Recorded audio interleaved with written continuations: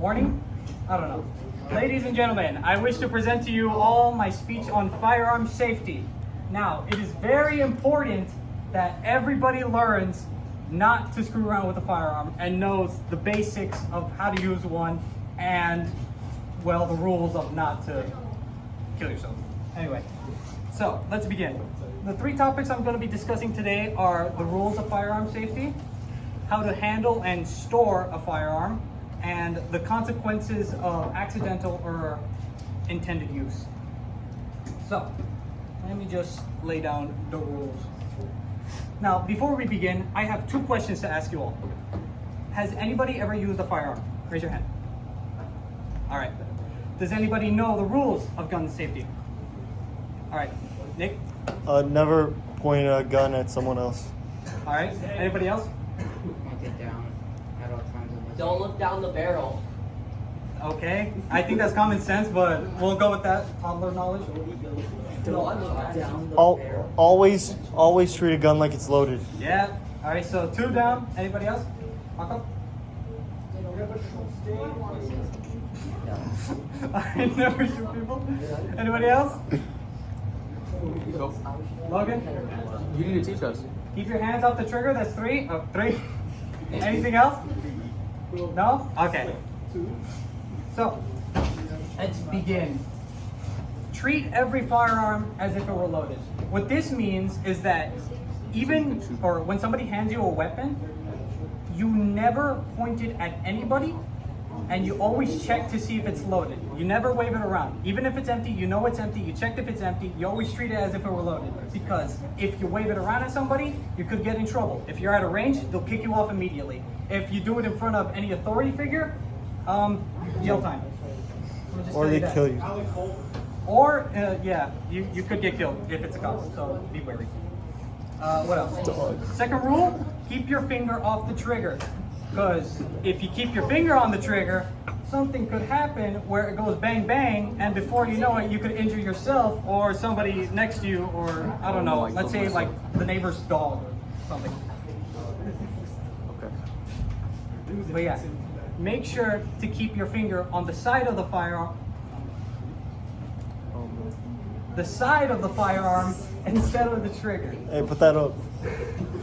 I would have an actual like Nerf blaster, but I would be suspended if I were to bring it. So yeah, Small price to pay. yeah. So keep finger. Imagine if this was a slide. Keep it on the slide and out of the trigger.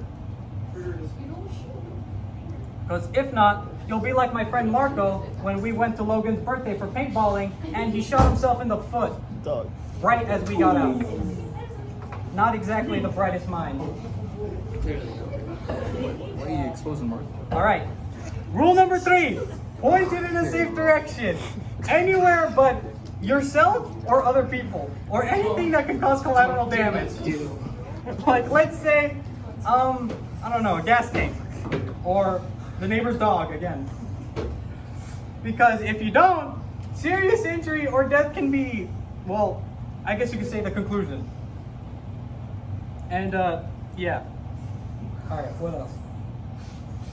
And the 4th and final rule is be aware of what's behind your target, which means that if you're in an open range and you're shooting at a target, make sure that you know there's nothing behind that target.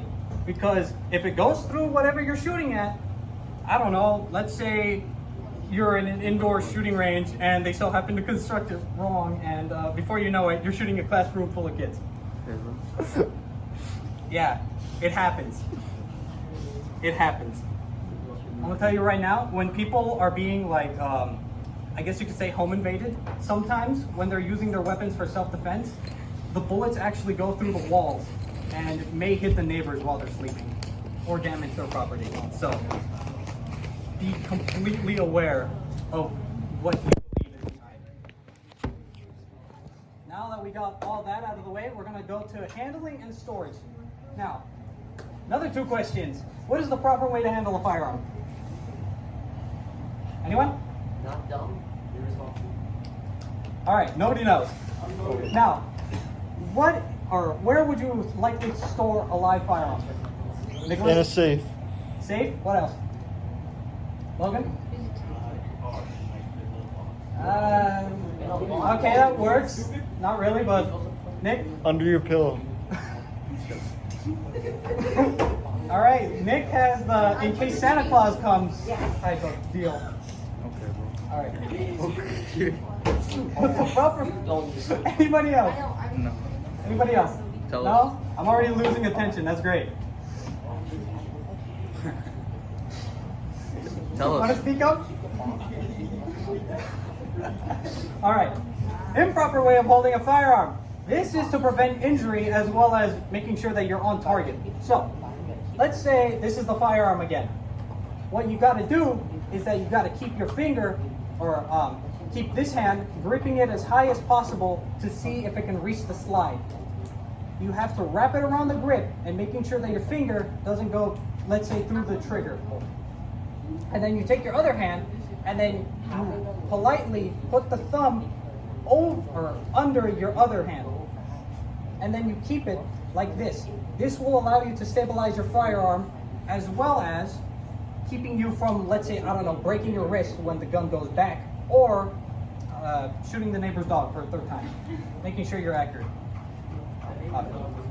And for aiming down the sight, to make sure that you're accurate, always have the front reticle be the thing that you see the most. Not the target, not the backward reticle, the front reticle. And make sure that it is aligned with the rear reticle at almost the same height. Because if not, you will be shooting either too low, too high, to the left, to the right, wherever. And please be accurate in case, because sometimes you're like in situations where, I don't know, let's say you have to save a hostage or try to impress somebody because, you know, you like them or you want to win a bet. Because if you're inaccurate, it could literally leave somebody getting either maimed or killed. And remember, when you are ready to fire, then that's when you put your finger through the trigger hole, and that's when you actually pull the trigger. At all times, make sure to never put your finger on the trigger unless you're ready to fire. And please do not jerk the gun, because then that also screws up with the gun as well as your shot and could lead to this. Now, gun storage.